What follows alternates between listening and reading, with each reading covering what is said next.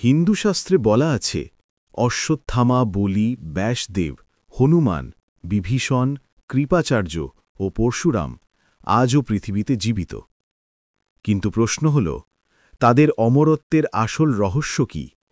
কেন দেবতারা তাদের মর্তে চিরজীবন বরণ করতে বাধ্য করলেন? এবং এই অমরত্ব আশীর্বাদ নাকি ঘোর অভিশাপ? চলুন আজকের মহাকাব্যিক গল্পে ডুবে যাই। সপ্ত চিরঞ্জীবী, অমরত্বের গোপন ইতিহাস। হিমালয়ের অন্ধকার বনভূমি, অরণ্যের ভেতর দিয়ে শীতল হাওয়া বইছে, আর এক ঋষি ধীরে ধীরে এগিয়ে যাচ্ছেন এক জীর্ণ গুহার দিকে। ঋষির হাতে একটি দীপ শিখা, আর তার সামনে দাঁড়িয়ে আছে 7টি আলাদা ছায়া, যেন সময়ের সর্বশ্রেষ্ঠ যোদ্ধারা একত্র হয়েছেন। ঋষি ক্রোড়শ বললেন, সময়ের চক্র আবার ঘুরছে, ধর্ম বিপন্ন, মানুষ ভুলে যাচ্ছে সত্য, তপস্যা, অহিংসা। তোমরা 7 জন আবার ফিরে আসবে মানুষকে পথ দেখাতে। সেই মুহূর্তে 7টি ছায়া আলো হয়ে ওঠে। অশ্বত্থামা, মহাবলী, ব্যাসদেব, হনুমান, বিভীষণ, কৃপাচার্য এবং পরশুরাম। কুরুক্ষেত্র যুদ্ধের শেষ রাত্রি। অশ্বত্থামা, দ্রোণপুত্র, জন্ম থেকেই শিবের অংশধর, কিন্তু আজ তার চোখ লাল, মুখে রক্তাক্ত প্রতিশোধের জ্বলন্ত তাপ। দুর্যোধনের মৃত্যু তাকে পাগল করে দিয়েছে। অশ্বত্থামা চিৎকার করে উঠল, পাণ্ডবদের বিনাশ হবে, আজই হবে। সে রাতের আধারে প্রবেশ করল পাণ্ডবদের শিবিরে। সে ঘুমন্ত দ্রৌপদীর 5 পুত্রকে হত্যা করে।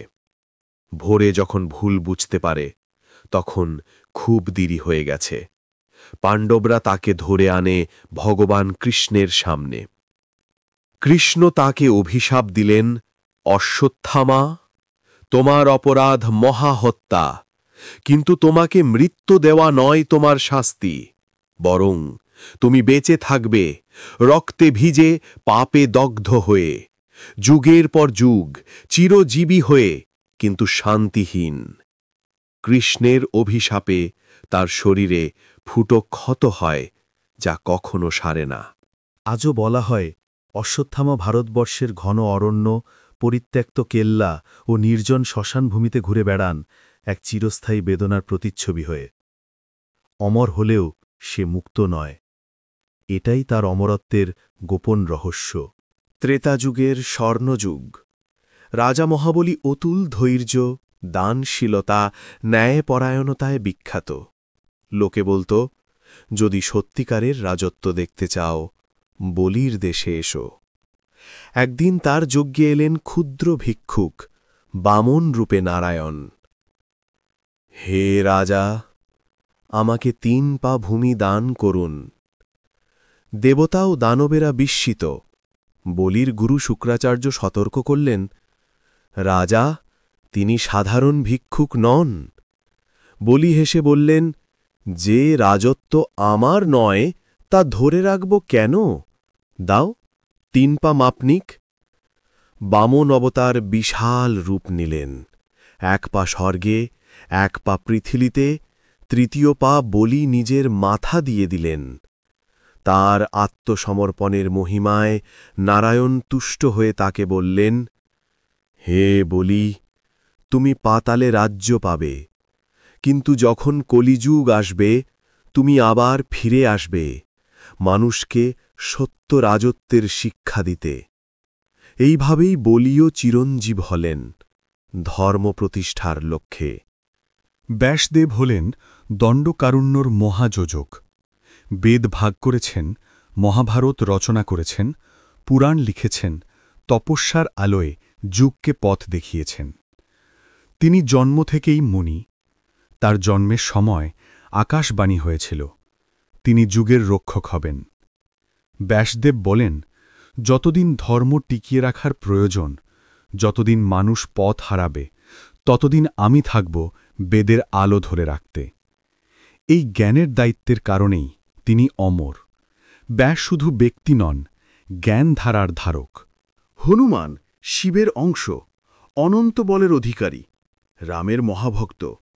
রাম যখন অযোধ্যা ত্যাগ করে স্বর্গে গেলেন তখন বললেন, হনুমান, তুমি থাকবে যতদিন পর্যন্ত আমার নাম পৃথিবীতে উচ্চারিত হবে। হনুমান মাথা নত করলেন।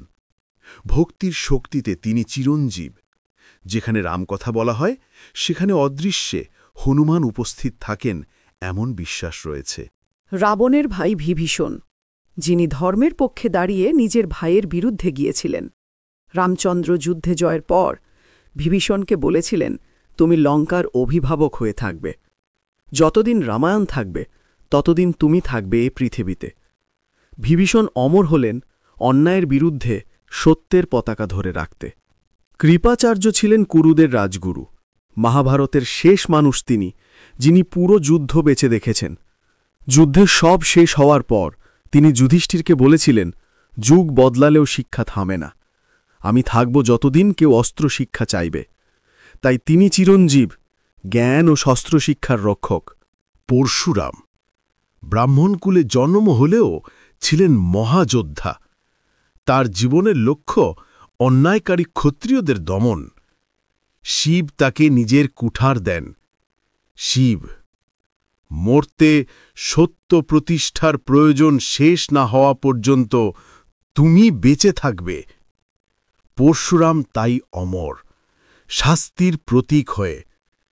এই 7 জনের অমরত্ব শুধু অলৌকিক শক্তি নয়, তাদের প্রতিটি অমরত্ব ধর্মের এক এক প্রতীক। অশ্বত্থামা অতিমাত্রায় ক্রোধের ফল, বলি আত্মসমর্পণের মহিমা, ব্যাস জ্ঞানের আলো, হনুমান ভক্তির শক্তি, বিভীষণ সত্যের পক্ষে দাঁড়ানো, কৃপা শিক্ষার ধারাবাহিকতা, পরশুরাম ন্যায়ের প্রয়োগ। অমরত্ব মানে শুধু দীর্ঘ জীবন নয়, অমরত্ব মানে এক আদর্শের ধারক হয়ে থাকা।